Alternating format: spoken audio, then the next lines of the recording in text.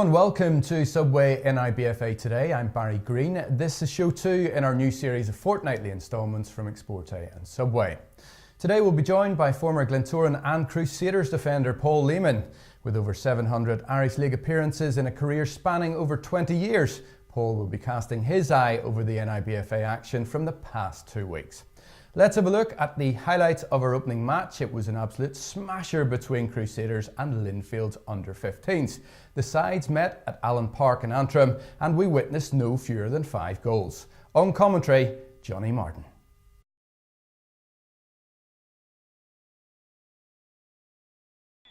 Crusaders under-15s and Linfield under-15s at Allen Park in Antrim on Saturday morning.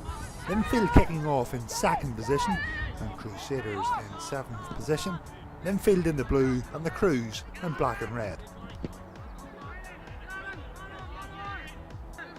Linfield created the first meaningful chance and went ahead when Matthew Lusty opened the scoring from a tight angle after a pinpoint pass from Oisin Connolly. 1-0 with 7 minutes gone.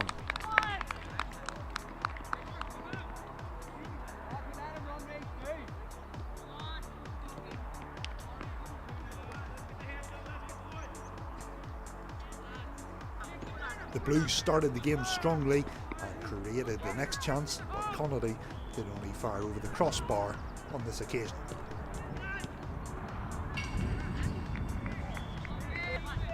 Yet again Linfield came forward and this shot from Cameron Stewart tested Jack Hanna in the Crusaders' goal.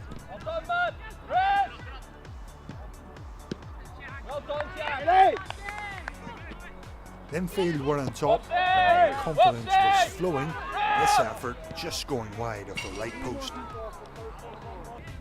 Down at the other end, Crusaders were beginning to get a foothold in the game and forced the Blues' defence into some defending.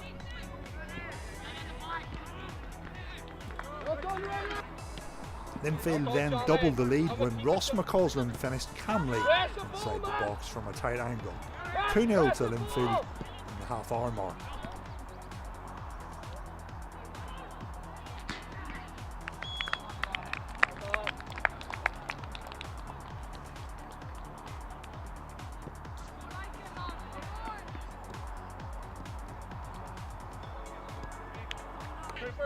Into the second half now and Crusaders started it strongly.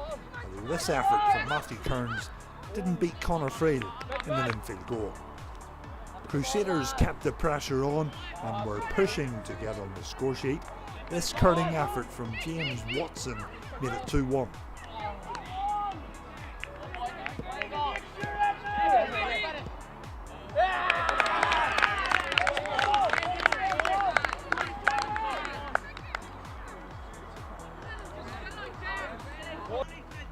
The equaliser wasn't too far away.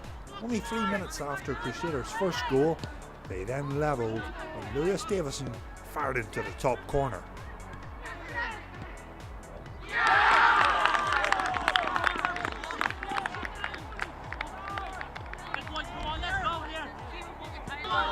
In an end-to-end game, you always thought there was going to be a winner, and Linfield won it when Matthew Lusty scored his second from close range. At full time it finished Linfield 3, Crusaders 2.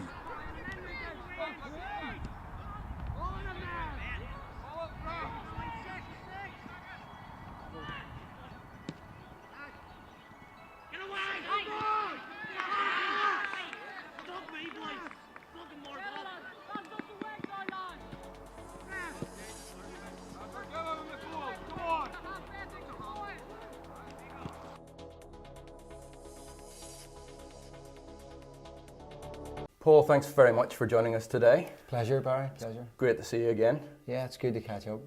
What have you been up to since we last saw you in the red and black of Crusaders? Well, obviously, retirement. No football wants to come to retirement, and had a great time at Glentoran and obviously at Crusaders. But in the end, we all have to stop. And since then, you know, I do see a lot of football.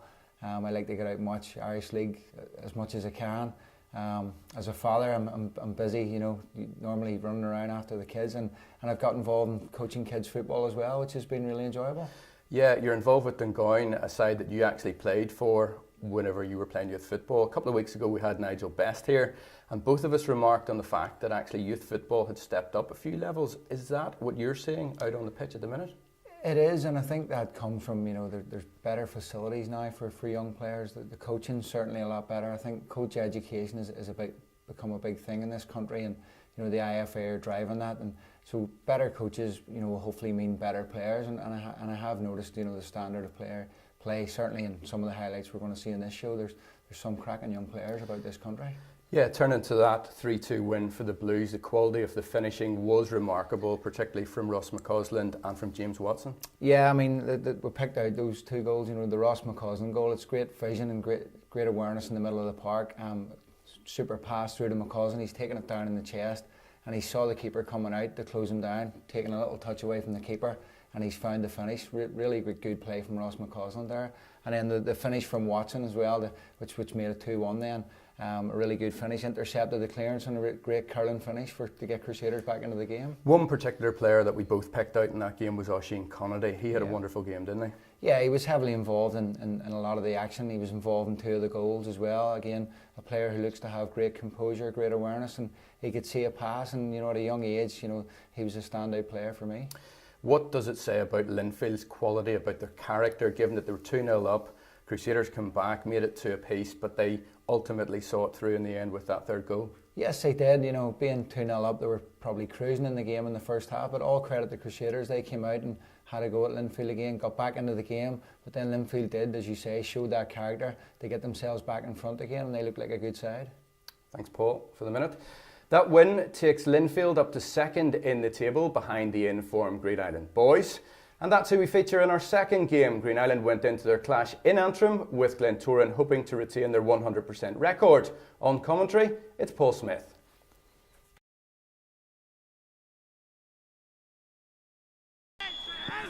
Allen Park was the venue for Glentoran and Green Island on Saturday in the Under-15s National League.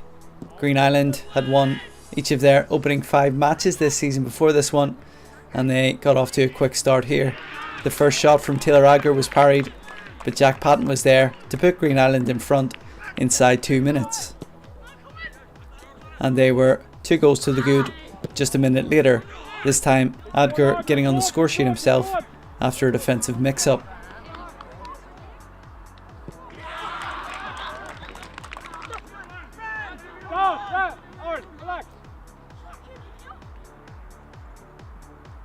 The Glens have only 1 win from their opening set of fixtures, and the lack of confidence did seem to be showing as Lewis Barr headed in a 3rd for the visitors.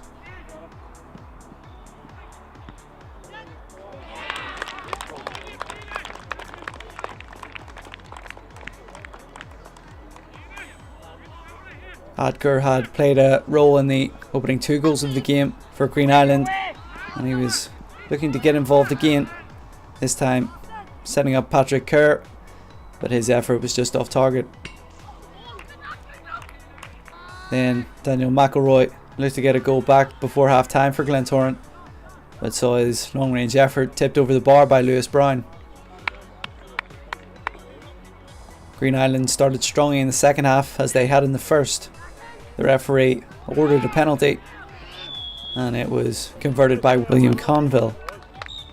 4-0 Green Island.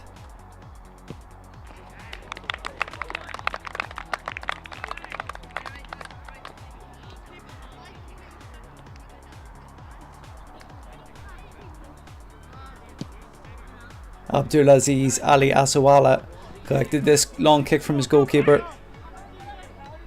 Ryan Dalzell did well in the Glentoran goal, but John Cush was presented with an open goal to make it 5-0 Green Island.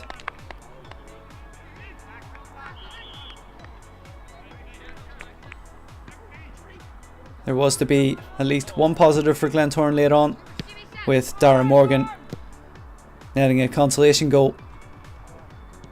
But Green Island stayed top of the league with this 5-1 win.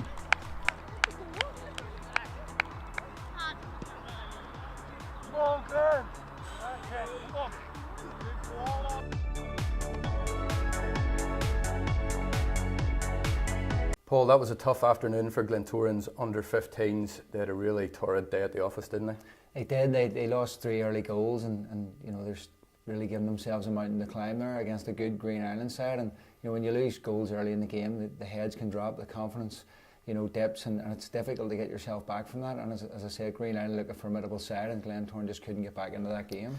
Did you see anything between the sides in terms of physicality? Yeah, I noticed in the highlights, you know, Green Island seemed to be quicker, bigger, stronger, and I just wonder whether or not, you know, Glentoran are sort of promoting some of the younger age group players into that age group, and you know, that might have had an effect on the game. Could be wrong, but it did look to me like Green Island were certainly a lot stronger physically than the Glentoran team. Yeah, 6 wins from 6 now for Green Island. They look the team in that particular league to be watched, don't they? Yeah, 6 wins from 6, top of the table, and you know, they're flying high, and there was some really good goals there. The pick of the goals from Lewis Barr, fantastic header there, but as I say, they just look sharper all around the park, and they look like a good side.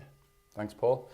Now it's time for our halftime team talk, where we discuss hints and tips from experts to improve your game. Paul, you're obviously in the hot seat today. You've obviously seen a lot of good things in football down the years. What would you say are your top tips for young aspiring players in the game? I think first and foremost, Barry, you've got to enjoy what you're doing. You know, you've got to enjoy football. Certainly from a young age, you've got to enjoy it. I think hard work has always been for me the top tip. Is you've got to work hard. You know, talent alone, you know, is just not enough. You've got to work hard. Listen to your coaches. Coaches are there to help you. And if you can marry all those things together and show a good attitude and good discipline, I think you'll have a chance in this game. A bit of perseverance as well. I know from your own particular story, you weren't necessarily, you know, getting into teams first time out, were you? No, I think when I was probably from the age of 10 to 13, I was probably one of the better players at my age group. And then I was a late developer, so sort of from 13 to 16, I was a bit of an unknown then. At 16, I then went to Glentoran, and you know, I was probably close to being let go from Glentoran at 16, and at 17, 18 I was in the first team. So, and between those years of 16, 17, 18, you know, I wanted to play for Glentoran, so I worked as hard as I could, and I got that little bit of luck, and you know, at the age of 17, 18 I made the first team, and the rest they say is history. Yeah, well, that obviously paid off for yourselves. What about then what you don't like to see in the game? Have you got a pet hate? You know, something you don't like to see in young players nowadays? I think for me, from being a coach, from coaching young players, you know, a big pet hate for me is when parents who come along to watch, you know, decide that they would like to coach from the sidelines. That's a big pet hate for me, because as a coach, you're working with the young players, you're trying to help them develop their game, you're trying to give them instructions on a Saturday, and the only person they should be listening to on a Saturday really is the coach, not the parents. So that's a big pet hate for me, and it's something that, you know, I think it comes from individual teams and coaches that try and stamp that out from their parents, but that would be my big pet hate. Turning then to your own career, over 700 Irish League appearances spanning a couple of decades, what would you say were your career highlights? I mean, first and foremost for me, I always wanted to play for Glentoran. I managed to achieve that, and you know, to be made captain of the club was a huge honour for me. Then to win leagues and cups and play in Europe, you know, massive highlights. And then along the way, I was lucky enough to play against teams like Man United, Liverpool, Fulham, and some good European sides. So it was a fantastic career that I had. I'm thankful for every moment of it. I wish I could go back and do it all again. Yeah, you mentioned Manchester United there, a game in which you did lose by 3-0, but that taught you a lot, didn't it, about the quality of the full-time sides? It did, and I think any year Irish League teams go to Europe or get the chance to play against the likes of Man U, which was a one-off and a huge highlight, but you really get to see the quality of those players. You can see why they're playing in the top leagues in the world and getting paid the big money, and those players are in demand. I mean, the night we played Man United, it was just night and day between the two teams. You know, as Irish League players, we think we're at a good standard, but when you see those guys in Manchester United, you know, you realise how good you need to be to get to that level. Thanks very much, Paul. A remarkable career it was. Well, you will recall we had Nigel Best pick our goal of the month for September on our last show from a short list of 3, and he opted for John McGovern's strike for Windmill Stars under-16s against Carnini. John recently received his Goal of the Month trophy from Wayne Heaney of the Key Subway in Newry. Well done to John. We'll have October's Goal of the Month shortlist and outcome on our next show in 2 weeks' time. Now though, Game 3 features Crusaders and Glentoran's under-18s at Seaview under the lights. It turned out to be another fantastic advert for youth football here in Northern Ireland. Let's take a look.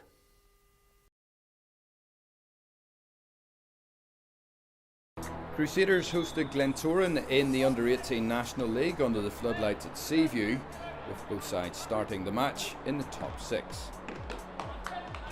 The game proved to be a high-quality, closely fought encounter. It was Glentoran who settled quickest. Midfielder Eamon McLaughlin's pinpoint switch found Nathan Best. The Crusaders' defence, however, did just about enough to ensure that Best's cross came to nothing. Crusaders were quick to close down any early Glentoran errors. Stephen Morelli picked the pocket of Ben Cushney before feeding Paul Smith, but his 25-yard shot failed to trouble Matthew Anderson. Glentoran's Sean O'Gallagher then threaded a through ball to Dan Smith. And his beautiful back heel found teammate Sean Duffy, again though the shot was tame. With 29 minutes on the clock, the opener duly arrived for the Glens. It was a lovely team goal to break the deadlock. Persistence in possession by left-back Jamie Craig down the left flank. Sean Duffy then teed up Ben Cushney to dink the ball over the advancing Curry to make it 1-0 for the Visitors.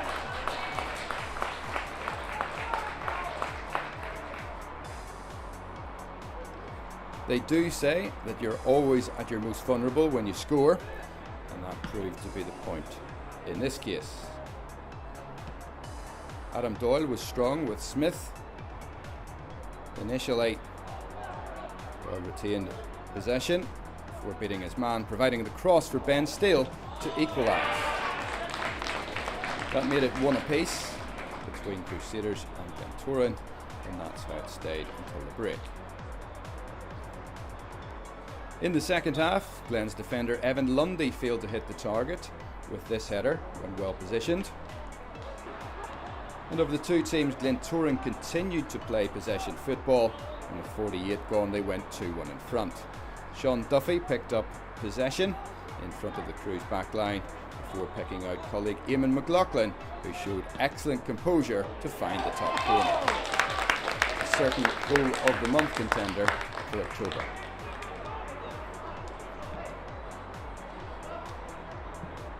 Down at the other end of the pitch, Zidane So was determined to level for the Crews, but a shot that was straight at Matthew Anderson. Before the end, it was almost 3-1 to Glentoran. Duffy again holding up possession for an excellent switch pass to Ross Tharma. Tharma drove forward excellently, beat his man, but his effort smashed against the crossbar. Nathan Best's follow-up was blocked. Full-time, Crusaders 1, Glentoran 2.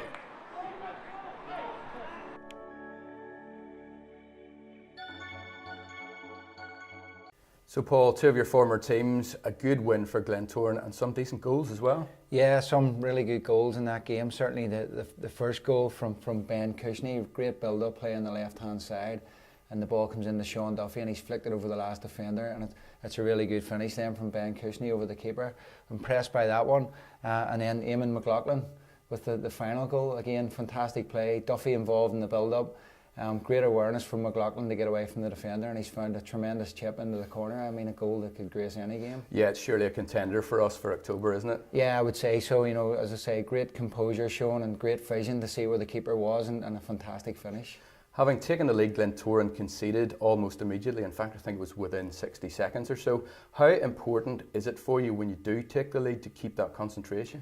It is really important, and I think it's something that happens in football quite a lot. They say you're most vulnerable when you've just scored, and I think that's maybe got to do with, you know, the emotion of just scoring a goal. People, you know, can get excited and maybe lose that little bit of concentration in the moment, and I think, you know, how do you eradicate that? It seems to happen all the time in football. I think from my point of view, if it ever happened in teams I played in, it was just about telling people to concentrate, you know, keep things tight for the next 5-10 minutes, and that's where your leaders on the park came into their own then. This actually is a new age group for the NIBFA. It's an under-18 league, and the quality seems to be shining through.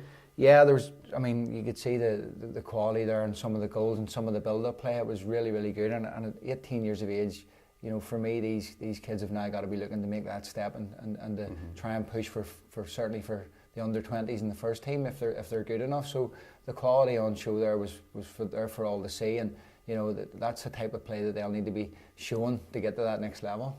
Perfect, thanks Paul. That was Crusaders' first defeat in the league. The win moved Glentoran into second, just a point behind Arts. Our final game pitted Glenavon against St Oliver Plunkett's under-13s at Lurgan Junior High. Both teams had ambitions of taking the win to give them that boost up the table. Johnny Martin is on commentary.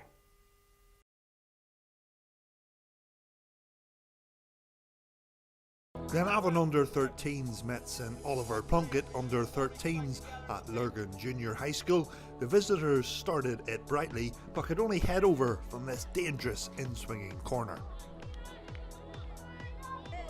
Glenavon then settled down and started to play.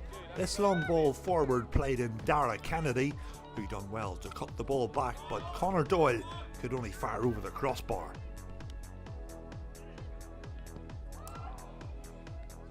Down at the other end, a well-flighted Sean McMahon free kick allowed a header opportunity, but Dylan Brake in the Glenavon goal saved well. The Lurgan Blues were pressing and won a free kick on the edge of the area. Mark Davison opened the scoring thanks to this well-placed free kick. 1-0 after 16 minutes.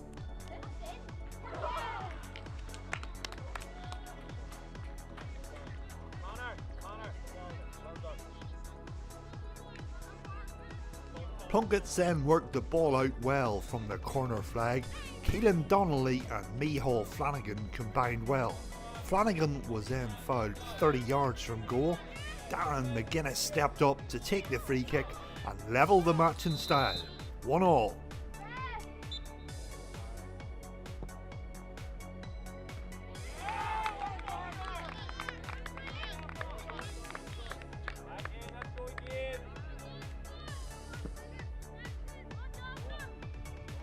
St Oliver Plunketts were piling the pressure on the Lurgan Blues, and this fantastic run from Brian McMullen almost led to a defence-splitting pass. Plunkett goal scorer Darren McGuinness fancied his chances from another long-range free kick, but it wasn't to be on this occasion. Then came a flowing counter-attack move from Plunkett's involving Mihal Flanagan and Brian McMullen, but the goal was ruled out for an offside flag despite the protests. At full time it finished Glenavon 1, St Oliver Plunkett 1.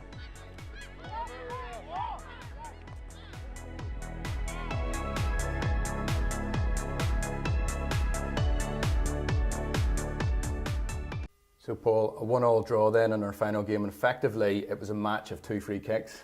Yeah, it was, and two really good strikes from Mark Davison and Darren McGuinness, and good technique shown, good striking the ball, but it was clear to see that the goalkeepers in those big nets was something they looked to take advantage of, and they certainly did with those two free kicks. Is there something to be said for the transition between the 9-a-side game at under 12 to the under 13 game in the bigger nets? Do you think that's the right stage in which to move to the bigger format? I think certainly looking at the highlights of that particular game, you can see that in the big nets the goalkeepers were a little bit lost, so it might be something for the powers to think about, whether or not they keep the 9-a-side nets in at that age group. Certainly the full size pitch is fine, but the nets there, you can see that the goalkeepers in the nets any high ball is going to be difficult for them, and it's just maybe something they need to think about. Yeah, Plunkett in the match, they thought they could have won it at the end through Brian McMullen. With the benefit then of us having the camera pictures, the referee did get the decision right, didn't he? Yeah, I think he did get it right. It was good build-up play on the right-hand side and a nice ball into the middle, and they looked as if they were going to get that win, but I think the officials got that call right. Well, that draw sees Glenavon and Plunkett remain in mid-table. Linfield and Cliftonville are the teams out in front. All that remains for me to say is thanks, Paul, for joining us on our second Subway NIBFA today. Pleasure, Barry. Pleasure's all ours. Thanks again to you for tuning in. We'll see you again in 2 weeks' time when we'll have more of the best action from the NIBFA scene. Jim Magilton, the IFA Performance Director, will be with us. And if you would like to ask Jim a question, or just if you want to get in touch with us, you can drop us a message on Facebook or on Twitter via the NIBFA or Exporte pages. That's it for this week's show. See you next time.